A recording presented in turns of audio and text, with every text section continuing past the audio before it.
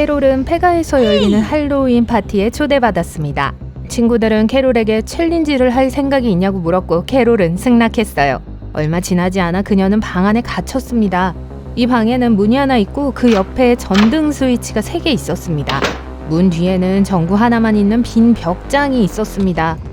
캐롤의 미션은 옷장 안에 전구를 제어하는 스위치를 알아내는 것이었습니다. 캐롤은 마음대로 스위치를 켜고 끌 수는 있지만 일단 문을 열고 나면 더 이상 스위치를 만질 수 없었습니다. 몇 분간의 고민 끝에 캐롤은 제대로 해냈어요. 어떻게 했을까요?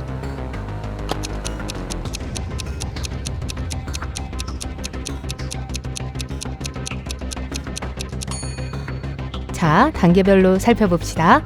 1번 스위치를 켜고 몇 분간 기다렸어요. 그리고는 다시 꺼진 상태로 바꾼 다음 바로 2번 스위치를 켰습니다. 그런 다음 그녀는 문을 열고 전등을 확인했습니다. 전구가 꺼져 있어서 조명을 제어하는 스위치가 2번이 아니라는 것을 알았죠.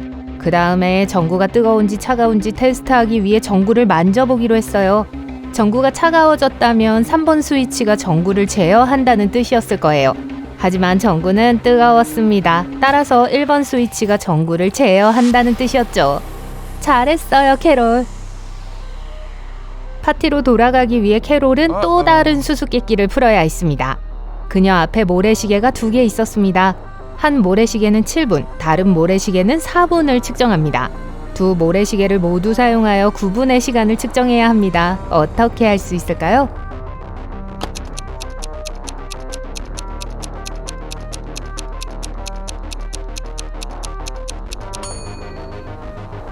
먼저 2개의 모래시계를 동시에 뒤집어요. 4분이 끝났을 때 다른 시계에는 아직 3분이 남아 있습니다. 그녀는 4분 시계를 다시 뒤집었습니다. 7분 시계가 다 비었을 때 다른 시계에는 1분이 남았습니다. 그리고 4분 시계가 다시 비워지자 7분 시계의 아래쪽 절반의 1분 분량의 모래가 남았습니다. 다시 뒤집었더니 시계 위쪽에 1분 분량의 모래가 남아 있었습니다. 그리고 마침내 7분 시계가 다시 비워졌을 때 총 9분이 경과했습니다. 이제 이 파티 장면을 보세요. 모두가 할로윈 의상을 입고 춤을 추며 즐거운 시간을 보내고 있습니다. 이 사람들 중 한 명이 진짜 뱀파이어라는 이야기를 들었어요. 누군지 알아낼 수 있을까요?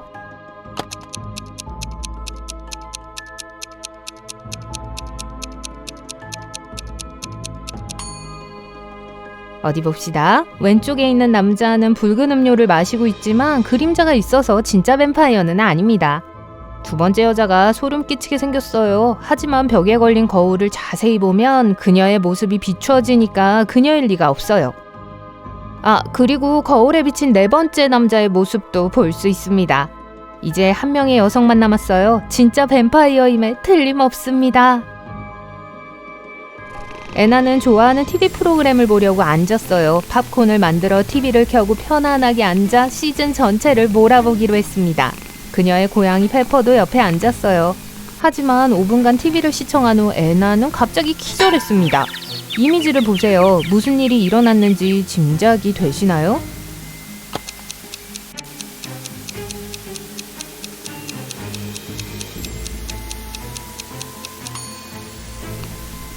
애나의 고양이 페퍼가 TV에서 나는 큰 소리에 겁에 질렸어요. 페퍼는 애나 위로 뛰어올랐고 애나는 겁에 질렸어요. 그래서 기절했어요. 브랜드는 외딴 곳에서 혼자 야영을 하고 있었습니다. 그는 야영지를 떠나 남쪽으로 3마일을 하이킹했습니다. 그런 다음 동쪽으로 방향을 돌려 3마일을 더 걸었습니다. 그 후 그는 북쪽으로 방향을 돌려 3마일을 더 걸었습니다. 9마일을 걸은 후 그는 출발했던 지점과 정확히 같은 지점으로 돌아왔습니다. 게다가 때마침 그는 텐트를 열고 음식을 훔치려는 곰을 발견했습니다. 이미지를 보세요. 지금 브랜든이 있을 수 있는 유일한 장소가 어디인지 짐작할 수 있나요?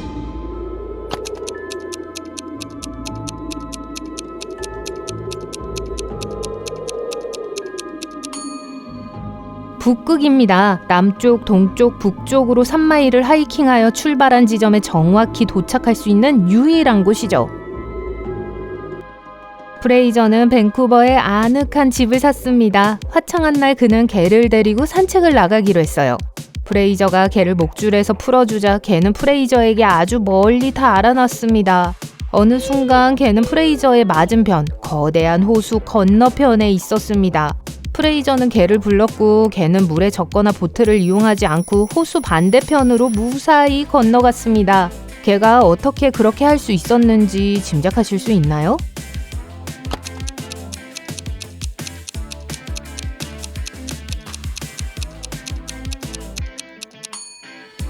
속임수 질문이지만 호수가 얼어붙었기 때문에 걔는 쉽게 호수를 건널 수 있었어요. 가장 친한 친구가 월리스 월드라는 곳에서 브런치에 초대했습니다. 여러분이 그곳에 도착하자마자 여주인은 안에 들어가려면 수수께끼를 풀어야 한다고 말했죠. 그녀는 월리스 월드에는 단 하나의 규칙이 있다고 말합니다. 그곳에는 치즈 피자는 있지만 소세지 피자는 없습니다. 부추는 있지만 소금은 없습니다. 문은 있지만 입구나 출구는 없습니다. 이 정보를 통해 규칙이 무엇인지 짐작하실 수 있나요?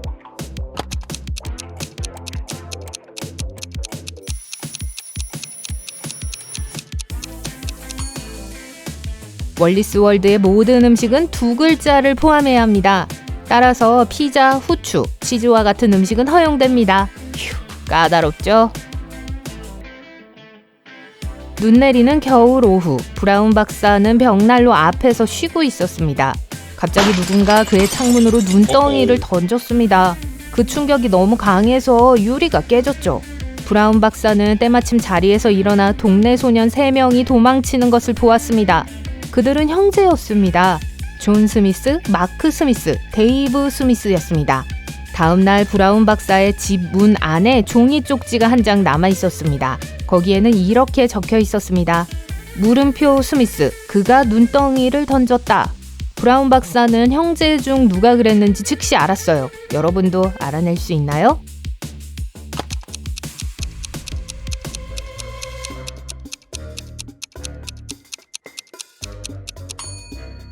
마크였어요. 메모에는 퀘스천 마크 스미스, 그가 눈덩이를 던졌다 라고 적혀 있었어요.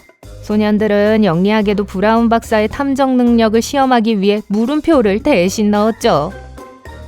헨리는 혼자서 브라질을 여행하고 있었습니다. 어느 날 저녁 8시경, 그는 배가 너무 고파서 저녁을 먹기 위해 아늑한 식당을 찾기로 했어요. 그는 전통적인 식당에 들어섰지만 손님과 웨이터가 무언가를 놓고 다투고 있는 것을 발견했습니다. 손님은 자신이 조개 수프를 주문했다고 말했고 웨이터는 차 한 잔만 주문했다고 말했습니다.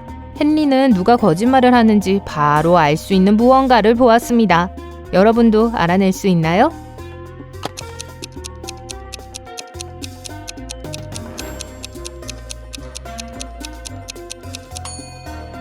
손님이 거짓말을 하고 있어요. 그의 뒤에는 레스토랑이 오후 1시부터 4시까지만 수프를 제공한다는 커다란 간판이 붙어 있습니다.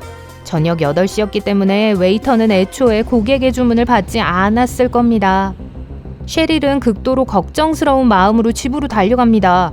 소식을 듣자마자 바로 출발했어요. 라고 그녀는 경찰관에게 말했습니다. 다른 마을에 있는 부모님 집에 있었어요. 남편은 어떻게 된 거죠? 경찰은 누군가 모피 씨를 다치게 해서 병원에 입원했어요. 남편은 괜찮겠지만 누가 이런 짓을 했는지 알아내야 합니다. 라고 말했습니다. 경찰은 지금까지 3명의 용의자를 신문했어요. 모핏의 비서가 말했어요. 아침에 모피 씨의 사업 파트너를 만나러 갔습니다. 몇 가지 중요한 문서에 서명이 필요했어요. 요리사가 말했어요. 저는 오늘 주방을 떠나지 않았습니다. 모피 씨가 본인과 아내를 위해 식사를 준비해달라고 부탁했어요. 가정부가 말했습니다. 아무 소리도 못 들었어요. 저는 하루 종일 집안일을 하고 있었어요. 그 후 너무 피곤해서 낮잠을 자려고 했어요. 라고 말했습니다. 경찰관은 곧바로 범인이 누구인지 알아챘습니다. 범인이 누구인지 알 수 있나요?